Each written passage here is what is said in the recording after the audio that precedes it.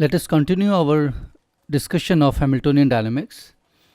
In the last video, I introduced Poisson brackets and we also wrote down equations of motion using Poisson brackets.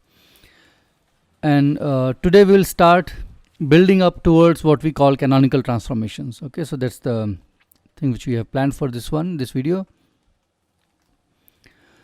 And the first thing I'll do is look at a variational principle from which I can derive Hamilton's equations of motion. So as you have already seen in one of the previous lectures, that we can derive the equations of motion in the Lagrangian formulation by looking at the extremum of the action, which is defined as an integral over time of the Lagrangian. Okay, by Q I mean all the n independent coordinates. Okay, and the limits are specified, the T0 and T1, and also the constraint was that the Q's are specified at T0 and T1.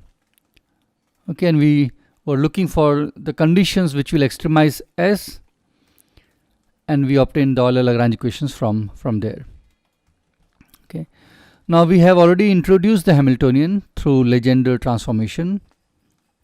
Let me again denote by capital H the Hamiltonian, and the Q's and P, they are set of total 2n coordinates, 2n variables, Q's and P's, which is defined as PQ dot. Okay, this is a summation over K minus LQ Q dot T. Okay, now if I write the action above using this expression, so I can take the L to the left and bring H to the right, then I will have S as the following.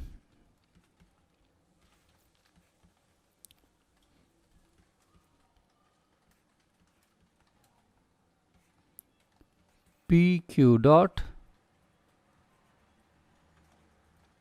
minus L, sorry, minus H.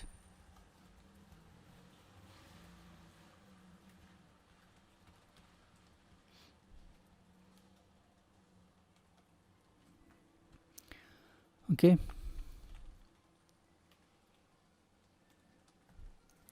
Okay. Now what we want to do is derive the equations of motion starting from this expression. Okay. Now any suppose your system at any point of time t0, okay, is located at, so at t0 the system is located at Q P. Okay, let me put vectors to denote, or maybe just like this.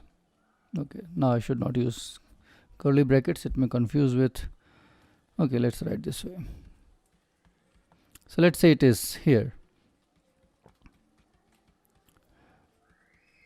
Okay, the system is located at this point in the phase space, and at a later time t prime or t1, it is at q1 prime, so on and so forth up to pn prime. Okay, and again let a curve gamma, okay, that along which the system is going to evolve, okay, the true path, and let's consider small variations about this curve gamma in the phase space. Okay, just the way we did in the case of Lagrangian dynamics. Okay, so let's say this is the true curve, meaning which extremizes the integral S or the action S, and the variations of S are 0 about this curve. Okay. Now here, unlike the case of Lagrangian dynamics, we can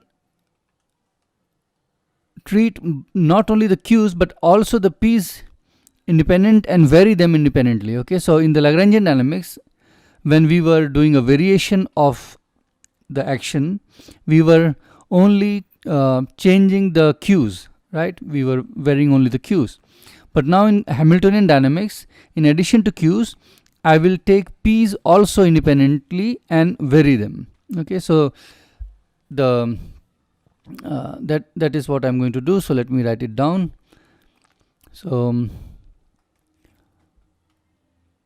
unlike in Lagrangian dynamics, vary q and p as well, independently of each other.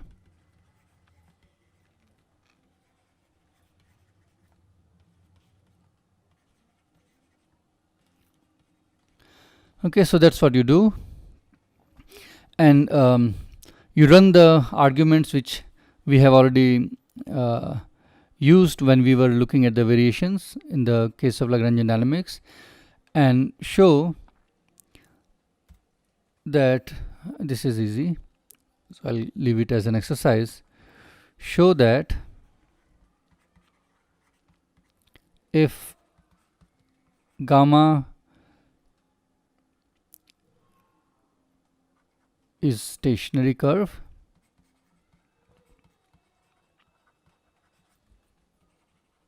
okay, meaning if you vary about the gamma, then your variations are vanishing up to first order variations, then the following relations must be satisfied.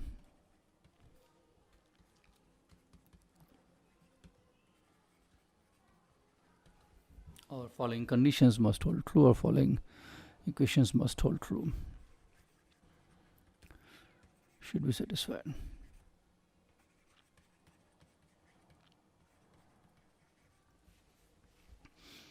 And you can guess what I'm going to write, that if you take a derivative of h with respect to p, then you get q dots, and if I take derivatives of h with respect to q's, and there is a minus sign here, then you get pk dots, and these are your Hamilton's equations. Okay, so this will follow. That's good.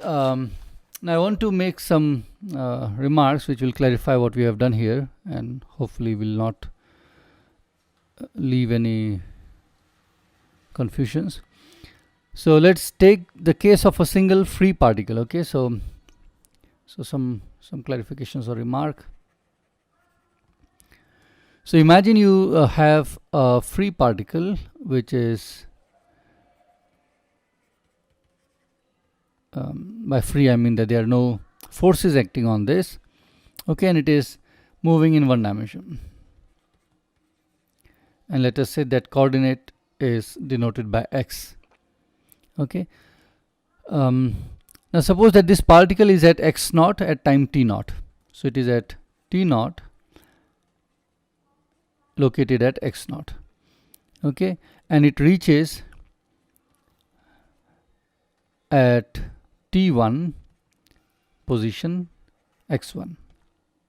Okay, so these two are given to you.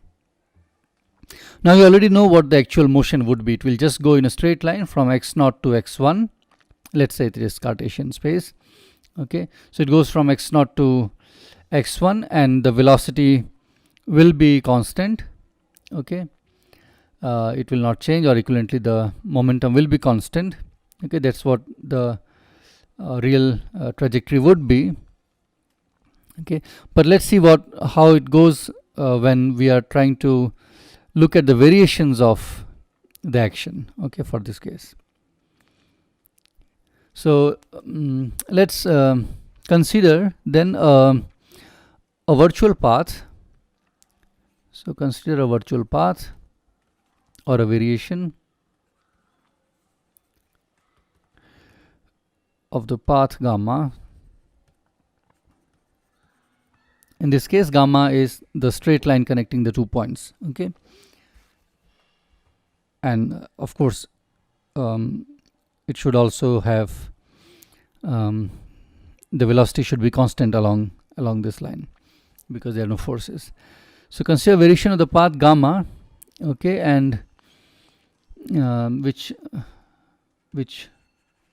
I will parameterize as following. The path gamma, which will be, let's say, xt pt. Okay, we are in the phase space, remember. So your path will be determined by specifying these two quantities for all times between t0 and t1. Okay, and when I'm considering the variation, let me first write about x and then we'll worry about p. So let's say for x I choose the following function. So I take x equal to x naught plus c1t plus epsilon eta t. Okay, so when t is equal to this t naught, I am right now assuming to be 0, or you can put t minus t naught here. It doesn't matter. So either you put t minus t naught or you put originate t naught to be 0. So let's say t naught is 0. Then this is a varied curve, and I have written only the xt part of it. Okay, and this is how you will construct a path. And now let's look at what dx over dt is. So along this path, this path, if you look at what dx over dt or x dot would be at any point of time, it will be given by taking a derivative of the above expression. So it will be c1 plus epsilon eta dot. Okay, but now I have been saying that we can vary the p, the conjugate momentum to x, which for the case of Cartesian it's really the momentum of the particle.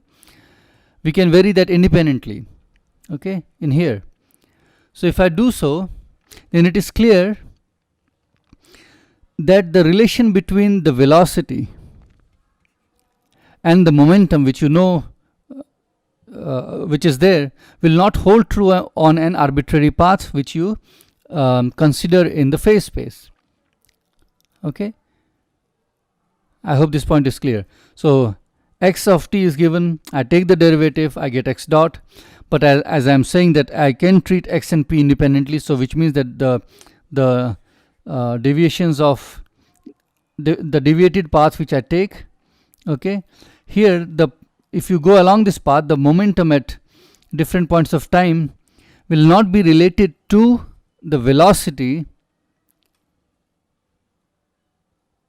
in the manner in which they have to be on the actual path. Okay, so that relation doesn't hold true because p is being varied independently. Okay, that's that might be surprising or startling, but let's see. Let's just proceed without worrying about it, and we'll see how it gets resolved. So that is fine. Now let's look at what equations of motion you get.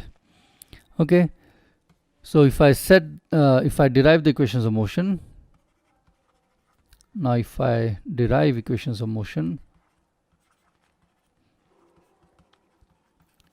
okay, what you are going to get is the following. So first is your x dot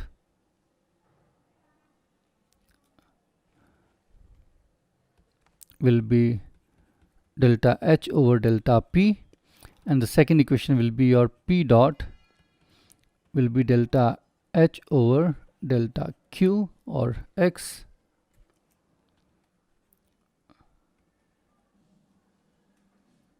with a minus sign.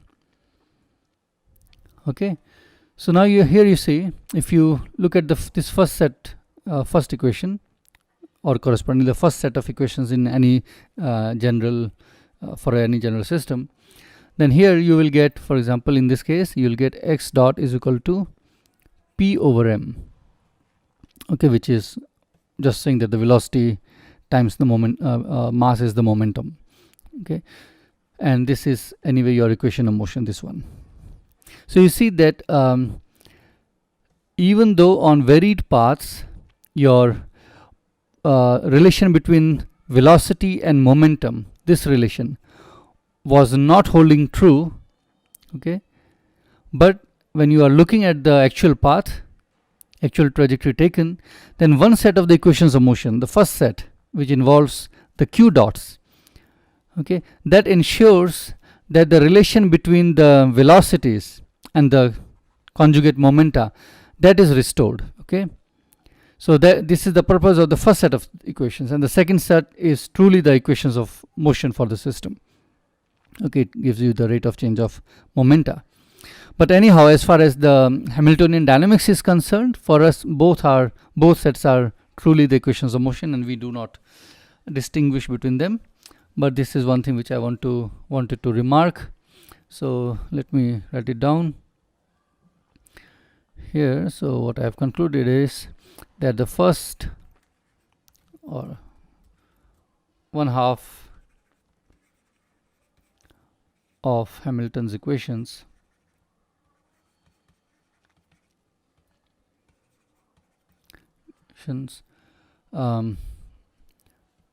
restore or ensure the relation between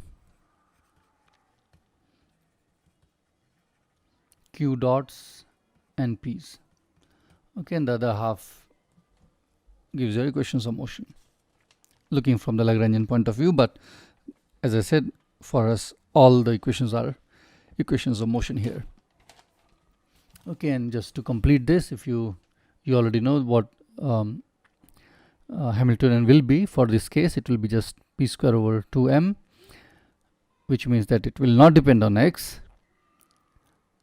and your p dot will be 0, which is just saying that the momentum will be constant. Okay, that's good.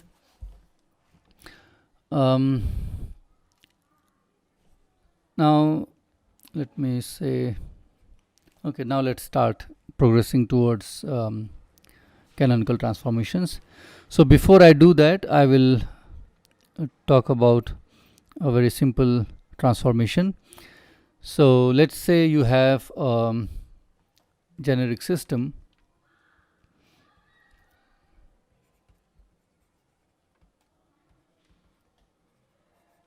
which is described by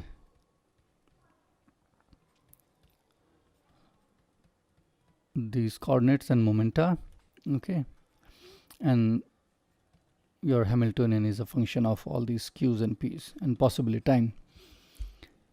Okay, and your equation of motion, as we have written several times, is delta h over delta p, and I should emphasize here q, p and t, and your p dot is delta h over delta q, q, p, t. There's a minus sign. Okay, I'm not putting indices right now, but you can put them there. Now let's say I decide to call the q's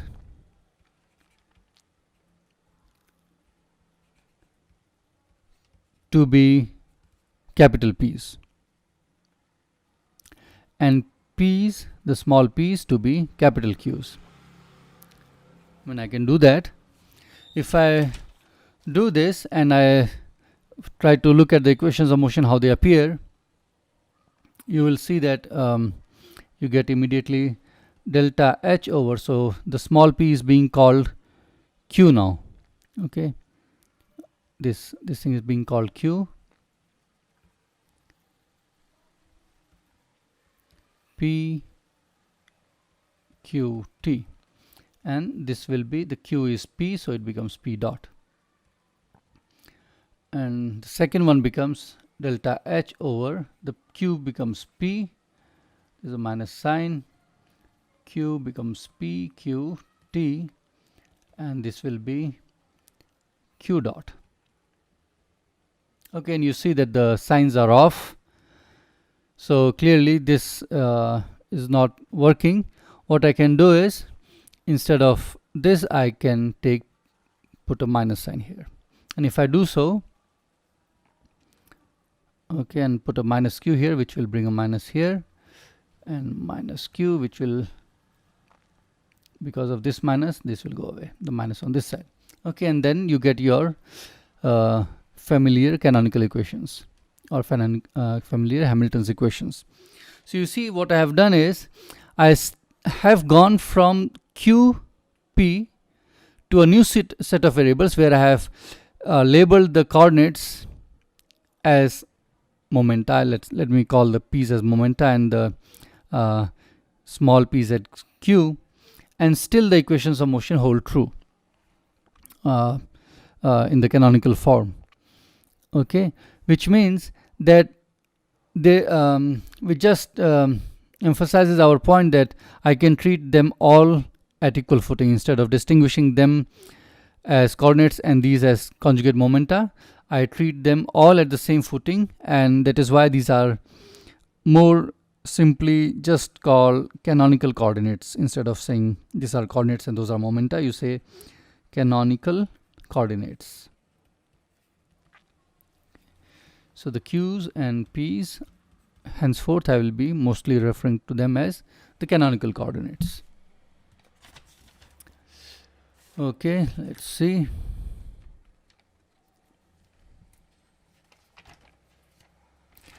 Okay, we'll talk more about, not more, I mean, I'll start talking about canonical transformations in the next video.